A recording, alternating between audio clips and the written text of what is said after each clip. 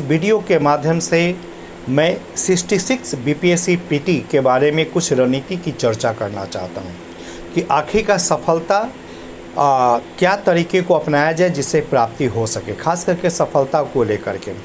जैसा कि प्रीवियस अगर कट पॉइंट को अगर आप देखेंगे तो 96, 97, 98 फिर 97, यानी ऑलमोस्ट अगर आप देखेंगे प्रतिस्पर्धा जो सीट की संख्या करीब आप 1400 के आसपास भी 97 के आसपास था, 600 सीट के आसपास भी 97 कटअप था। तो नेचुरली आप मान के चलें कि 100 क्वेश्चन अगर आप बनाते हैं जनरल में पुरुष हो करके, अगर मेल हो करके बनाते हैं तो आप सक्सेस होंगे।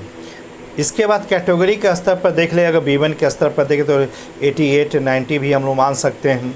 OBC को स्तर पर देखें, यानी ओवरऑल हमें चलना है, तैयारी की रणनीति को बनाना है।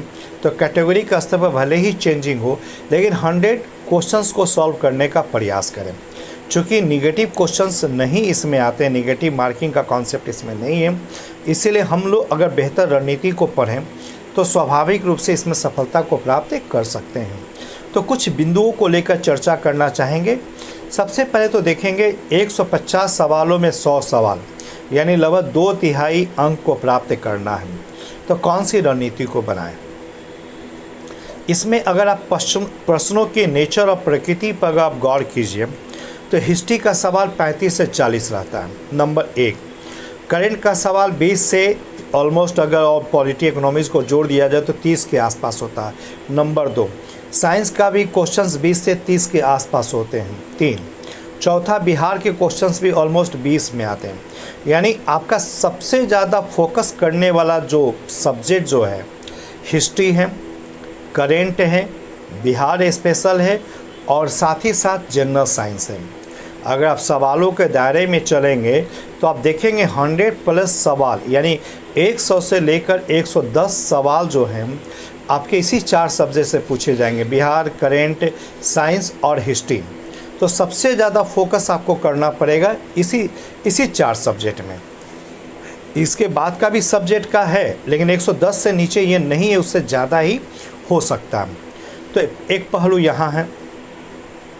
दूसरी महत्वपूर्ण चीज़ है कि कौन सी किताबों को अगर आप फोकस करें, किन किन किताबों को, किन किन चैप्टर का फोकस करें, तो आप ज़्यादा से ज़्यादा अंकों को सॉल्व कर पाने की स्थिति में होंगे। तो देखिए यहाँ एक चीज़ बता दें, किताब हो, कोचिंग का नोट्स हो, या सक्सेस लोगों का जो बातें हैं या नोट्स हो, क्या पढ़ें, वह एक दिशा निर्देश हो सकता है, लेकिन सफलता की गारंटी नहीं। एक ज्ञान हो सकता है, लेकिन आपकी समझदारी का संकेत नहीं हो सकता। जबकि सवाल, मैक्सिमम सवाल का जो सॉल्व करते हैं, जो फाइनल सक्सेस जो लोग होते हैं, उनके देखेंगे उनकी अंडरस्टैंडिंग लेवल काफ़ी बेहतर है। तो इसीलिए अगर आप कोई भी किताब, हम लोग भी बेहतर कलेक्शन करते हैं, सक्सेस पर्सन का भी कलेक्शन अच्छा होता है, पब्लिशिंग में जितने भी किताबें आती हैं उनका भी कलेक्शन बेहतर होता है। तो जितनी भी मटेरियल है वो मटेरियल बेहतर है, लेकिन उस मटेरियल में आपको जब तक आप अपने अंडरस्टैंडिंग लेवल से नहीं बनाएं, आप 1 या 2 बार पढ़ें, उन पहलुओं को समझें, उस पहलुओं पर थिंकिंग करें, तो आपकी समझ डेवलप नहीं हो सकेंगी। इसीलिए कहा जाता है कि टॉपिक आप ऐसा पढ़ें ताकि दोबारा पढ़ें तो उसके बारे में, उसके पूरे फेनोमेनन, उसके जो कॉन्सेप्ट हैं, उनके बारे में जो विचार होगा, वो सारे की सारी बातों को आप कह सकें। ये सबसे बड़ी बात हमारे लिए होती है। तो इसीलिए मटेरियल हम लोग का भी तैयार किया हुआ, अदर इंस्टीट्यूशन का भी है। आप इसी मटेरियल में, इस माया जाल जिसको हम लोग कह सकते हैं, उसी मटेरियल में आप पढ़ें, लेकिन साथ ही साथ सोचें भी। खासकर करेंट को लेकर के हम टॉपिक पर डिस्कशन करना चाहेंगे। आप देखेंगे कई न्यूज़ पोर्टल था, कई मैगजीन था कि उससे करेंट पूछे जाते हैं, लेकिन ध्यान रखेंगे चूँकि ईयर टू ईयर या एग्ज़ाम टू एग्ज़ाम कहीं ना कहीं क्वेश्चन सेटर चेंज होते हैं या उनकी मानसिकता चेंज होती है, तो निश्चित तौर पर एक ही आधार से या एक ही जो अप्रोच होता है उसी चीज़ से वो क्वेश्चन को नहीं सेट करते हैं। एक दौर था जब जागरण के महत्वपूर्ण जो फैक्ट था उससे सवाल पूछे, अगला साल परीक्षा में लोग जागरण को रटे। उससे पहले प्रतियोगिता दर्पण के खास करके जो एनुअल आया था उससे पढ़े, उससे क्वेश्चन काफ़ी आया। जीके टुडे से क्वेश्चंस एक बार आया। तो कहने का मतलब जो पिछले बार का जो पैमाना है वही होगा, ये गारंटी नहीं है। तो इस हिसाब से करेंट के टॉपिक को लेकर के हमारा यहाँ सुझाव है कि यदि आप एक मैगजीन खास करके पीडी को पढ़ते हैं और इसके अलावा अन्य सपोर्टिंग चीज़ों को पढ़ते, जो घटनाक्रम जो आता है उन चीज़ों को भी अगर आप पढ़ते हैं तो आप काफ़ी बेहतर तरीके से उसको समझ पाएंगे। और उससे को रिलेटेड अगर करते हैं तो स्वाभाविक है 4 को ऑप्शन जो रहता है, 4 ऑप्शन में आप जनरली लोग कहते हैं पिक करना, लेकिन हम लोग यहाँ कहते हैं स्क्रीन करना। पिक कहने का मतलब कि ABCDE इनमें से 5 में कौन सही होगा उसको चुनना पड़ता। आमतौर पर लोग यही सोचते हैं, लेकिन यहाँ ध्यान रखना चाहिए कि आपको इस पर नहीं सोचना है, सोचना कि कौन आंसर नहीं है। तो 2-3 जब तक छांटेंगे नहीं तब तक आप आंसर में कैसे, जब तक फाइनल आंसर में 2 पर नहीं आएंगे तब तक आप सही तौर पर स्क्रीनिंग नहीं माना जा रहा है। इसे रणनीति इसी रूप में बनानी होगी।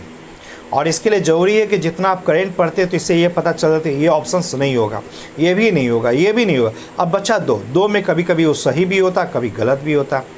यानी जितने लोग सक्सेस होते हैं उन लोगों से पूछिए, एक मास लेवल जो संख्या है उनसे जो सक्सेस लोगों से बहुमत पूछेंगे, वो कहते हैं कि 100 के आसपास आ जाना चाहिए। शुड भी कहते हैं, मस्ट भी नहीं करते हैं। हमने कई लोग, चूँकि इंस्टीट्यूशन चलाता हूँ, कई लोग हमसे विद्यार्थी मिलते हैं, कई बातें करते हैं। अब उनका कहना है कि सर ये संभावना मेरी लग रही कि आंसर मेरा सही है। और यही वजह आप देखेंगे कि जब परीक्षा के बाद जब आते हैं, जब विशेषज्ञों का आंसर जब बाज़ार में आता तो उससे जो मिलाते हैं तो उसमें कुछ चेंजिंग होती है। जब BPSC आइडियल आंसर जारी करता उसमें कुछ चेंजिंग होता है।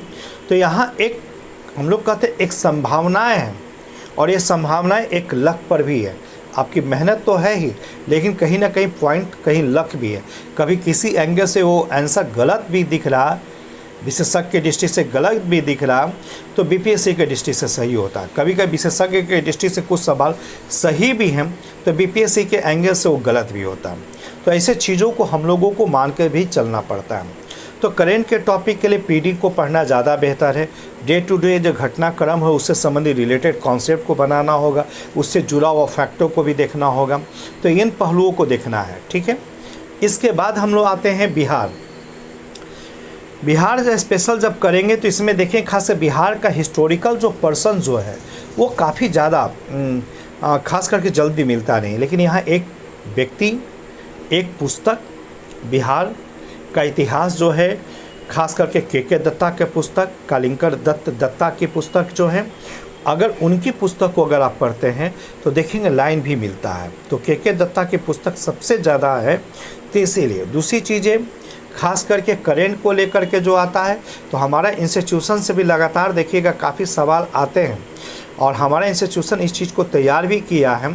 खास करके हमने जो बिहार ईयर बुक जो जारी किया है उससे भी सवाल काफ़ी होते हैं, क्योंकि वो सवाल पूरी तरह मंत्रालय के रिपोर्ट पर आश्रित होता है। और मंत्रालय का जो रिपोर्ट होता है पूरे बिहार सरकार इसको एक्सेप्ट करती है, और बिहार की ही वो एजेंसी है, सरकार की एजेंसी है, यानी ऑटोनॉमस बॉडी है। तो स्वाभाविक है कि विवाद से बचने के लिए आंकड़ा वहीं से लिए जाते हैं। तो इसलिए अगर आप मेरी किताब को अगर ना भी देख रहे हैं, नहीं किताब पुस्तक को पढ़ रहे हैं, तो आप बिहार के आर्थिक सर्वेक्षण और मंत्रालय के वार्षिक रिपोर्ट को देख लीजिए, सवाल उससे ज़्यादा रहेंगे। बाकी कुछ सवाल तो ट्रेडिशनल हैं।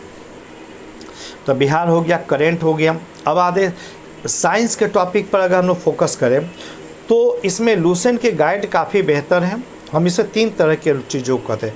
एक लूसेंट के गाइड, दूसरा जी प्रीवियस क्वेश्चन का व्याख्या आप देख लीजिए, और तीसरा एंगल जो उसका बनता है खास करके जो मॉडल आंसर जो होता है उन चीज़ों को देखिए। तो एक तो लूसेंट गाइड को पढ़ लेना है, प्रीवियस क्वेश्चन जो आया हुआ है उसकी व्याख्या को पढ़िए, और तीसरा जो मॉडल आंसर, खासकर मॉडल क्वेश्चन आंसर जो आता है, जो प्रैक्टिस होता है, इसमें इस चीज़ को फोकस कीजिएगा चर्चा में क्या है।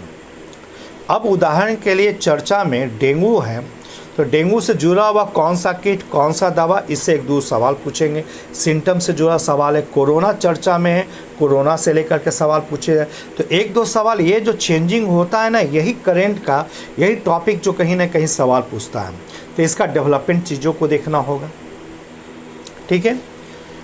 चौथा सेक्शन जो खास करके इतिहास को सेक्शन को है, तो इतिहास के सेक्शन को लेकर के आप एंसेंट, मेडावल, मॉडर्न, ये 3 सेक्शन सवाल आता। वर्ल्ड हिस्ट्री से भी सवाल आता, लेकिन सबसे ज़्यादा फोकस होता मॉडर्न हिस्ट्री पर। तो मॉडर्न हिस्ट्री को सबसे ज़्यादा पढ़ना पड़ेगा। और हिस्ट्री चूँकि कल्चर एक पढ़ना पड़ता है, उनकी इंपॉर्टेंस को पढ़ना पड़ता है। तो इन चीज़ों को अगर आप उसमें क्रमिक रूप से देखेंगे, क्वेश्चन बैलेंसिंग काफ़ी रहता है इतिहास का। तो आप जितने प्रीवियस क्वेश्चन 10 साल को उठाएंगे, आप देखेंगे कुछ सवाल तो हूबहू भी पूछे जा रहे, कुछ सवाल उसी से जोड़ करके कोरिलेट करके सवाल रहते हैं। तो इसलिए प्रीवियस क्वेश्चन आंसर को तैयार करना भी काफ़ी ज़रूरी होगा। तो ये जो सेक्शन जो हमने इस मुद्दे पर डिस्कशन किया, 4 सेक्शन। इसके बाद ज्योग्राफी है, पॉलिटी है, इकोनॉमिक्स है। देखिए पॉलिटी इकोनॉमिक्स पर चर्चा हमने इसलिए नहीं किया क्योंकि ये जो सेक्शन जो सवाल आते हैं, मान लिया जाए 20 सवाल है, 20 सवाल में 10 सवाल तो करेंट से ही है, तो 10 सवाल ही ट्रेडिशंस का आता है जो जनरल है। इसीलिए इस पर फोकस बहुत ज़्यादा करने के लिए नहीं किया था, खास कर पीटी एग्ज़ाम से। ज्योग्राफी का भी जो सवाल है कॉन्सेप्ट बेस्ड है, चूँकि हम करेंट पढ़ते हैं, जब हम हिस्ट्री पढ़ते हैं तो स्वाभाविक है जिस अप्रोच की चर्चा होती है, जिस भूगोल की चर्चा होती है, उसमें से इस भौगोलिक पक्षों को के एंगल से, दृष्टि से अगर आप पढ़ेंगे तो आपकी जानकारी ज़्यादा बेहतर तरीके से हो सकती है। खैर चलिए, ये किताबों की चर्चा होगी। अब हम लोग उस रणनीति की चर्चा करें कि क्या करें। ध्यान रखना पड़ेगा आपको, एक खुले मन से आपको ध्यान में देना पड़ेगा। लास्ट टाइम क्या था, 2 नंबर से छूटे, 1 नंबर से छूटे या 10 नंबर से छूटे, मायने नहीं। पिछले बार है, इस बार का इस बार माना जाएगा। समय के साथ प्रतिस्पर्धा काफ़ी ज़्यादा बढ़ रहा, इस बार तो और ज़्यादा संभावनाएं भी हैं, क्योंकि जिस प्रकार कोरोना संकट के कारण नौकरियों की स्थिति नाजुक हुई है, कई टेक्निकल पर्सन जॉब छोड़ करके बिहार पहुंचे हैं, वो लोग निश्चित तौर पर बिहार को देना भी चाहेंगे, और सरकारी नौकरी की एक चाह तो स्वभावतः होती ही है। तो प्रतिस्पर्धा समय के साथ काफ़ी ज़्यादा बढ़े हैं। तो आपकी अपनी अंडरस्टैंडिंग और प्रैक्टिस, ये दोनों चीज़ों को काफ़ी ज़्यादा बढ़ाना होगा। क्योंकि मैंने जस्ट बोला भी था कि कुछ सवाल विशेषज्ञों की दृष्टि से सही है, बीपीएससी की दृष्टि से नहीं। कुछ सवाल बीपीएससी की दृष्टि से सही है तो विशेषज्ञों की दृष्टि से नहीं। इन सारे मुद्दों को भी आप ही को फेस करना है। इसलिए अगर आपका टारगेट अगर 100 से नीचे है, अगर आप कैटेगरी में चाहते हैं कि आप 90 प्लस भी कर लेंगे तो हो जाएगा, ये गलत चीज़ है। आपको 100 मिनिमम लेकर चलना पड़ेगा। अगर आप जनरल में आ रहे हैं, रिजर्व सेक्शन में 105, 110 को लेकर चलना पड़ेगा। तो ये समझदारी आपको, इसके लिए क्या करना पड़ेगा, निरंतर प्रैक्टिस करना है। जो मॉडल से लगातार जो अभ्यास हो रहा है उन चीज़ों को देखेंगे, नंबर 1। नंबर 2 है कि 2 घंटा में वहाँ बनाने की चीज़ें होती है, बनाने का होता है। तो 2 घंटा में देखिए कोलाहल भी है, कई बार डिस्टर्बेंस भी होता है। तो ऐसे परिस्थिति में आप घर पर प्रैक्टिस कीजिए या इंस्टीट्यूट में प्रैक्टिस कीजिए 1.5 घंटा में आंसर को कर लें। क्योंकि फास्ट थिंक करना, फास्ट बनाना है, फास्ट अंगना भी है। तो ये 2 मुद्दे पर सबसे ज़्यादा प्रैक्टिस करना पड़ेगा। तीसरा चीज़ है, जिस सवाल में आप फंसते हैं उसको आप चिंतनशीलता का स्तर पर है, थिंकिंग लेवल पर है। उस पर सोचें कि आंसर क्या करने से, गलत अगर हुआ, क्या करने से आंसर दूसरा हो सकता है। तो हम लोग चूँकि जो व्याख्या करते हैं या कराते हैं इंस्टीट्यूशन से, यही चीज़ों को कि क्वेश्चन के अगर एक शब्द को चेंज कर दिया जाए तो क्या हो सकता है। जैसे एक छोटा सा सवाल पूछा जाता है कि मानव का जीवन का लक्ष्य क्या है। अगर सवाल अगर यह है तो निश्चित तौर पर हम लोग कहते हैं पुरुषार्थ की प्राप्ति। लेकिन सवाल देखिएगा, मानव के जीवन का लक्ष्य के जगह मानव के जीवन का चरम लक्ष्य, जब चरम शब्द आ जाएगा तो हो जाएगा मोक्ष की प्राप्ति। तो एक आंसर हो रहा था लक्ष्य पुरुषार्थ की प्राप्ति, दूसरा आंसर हो रहा मोक्ष की प्राप्ति। क्यों है? पुरुषार्थ में 4 आते हैं, धर्म, अर्थ, काम, मोक्ष। तो चारों ही प्राप्त करना जीवन का लक्ष्य है। लेकिन चारों में नंबर 1 कौन हो सकता है? तो मोक्ष हो सकता है। इन्हीं चीज़ों को हमको सोचना, इसी चीज़ की प्रैक्टिस है। हाँ, एक चीज़ और भी चर्चा हम यहाँ खास कर करना चाहेंगे, वो चर्चा बनाने के क्रम में। देखिए, प्रैक्टिस शांत अवस्था में आप कर सकते हैं, लेकिन ध्यान में रखेंगे कि मॉक जो टेस्ट होता है, यानी जस्ट उसी प्रकार का माहौल बना करके जिसमें कि आपके मन में ये फीलिंग्स होती है कि अगल बगल वाले भी बैठे हुए हैं। 2 बार आपके जो एग्ज़ाम जो जो इन्विजिलेटर होते हैं वो जो जांच करते हैं, जो कोलाहल होता है उसमें भी आपको बहुत हद तक बैलेंस रखना पड़ता है। तो ऐसे परिस्थितियों में बनाने क्रम में भीड़ भाड़ के स्थान पर अगर आप बनाते हैं, अपने मानसिक दृष्टि से अगर आप बैलेंस करते हैं, तो भीड़ का जो डिस्टर्बेंस जो जनरली अनावश्यक जो बनता है वो नहीं बनेगा। क्योंकि कई ऐसे छात्रों को मैंने देखा जिनकी तैयारी अच्छी है, ज्ञान भी काफ़ी बेहतर, कुछ लोग का ज्ञान का लेवल हम लोग से सीधा संवाद हो जाता है, तो ऐसे परिस्थिति लेकिन उनका रिजल्ट नहीं हो पाता। उसका कारण क्या है कि ज्ञान तो काफ़ी बेहतर है, लेकिन जहाँ प्रेजेंटेशन है, जो थिंकिंग होना चाहिए, थोड़ा सा भी बाहरी कोलाहल होता, हल्ला होता है, उसमें वो डिस्टर्ब हो जाते हैं और वहाँ ये चीज़ देखने को मिलता। तो इसीलिए ये प्रैक्टिस बहुत ज़रूरी है और इसीलिए कहा था practice makes a person perfect, यानी कि प्रैक्टिस जो है पर्सन को बड़ा परफेक्ट बनाता है। तो चलिए आज इसी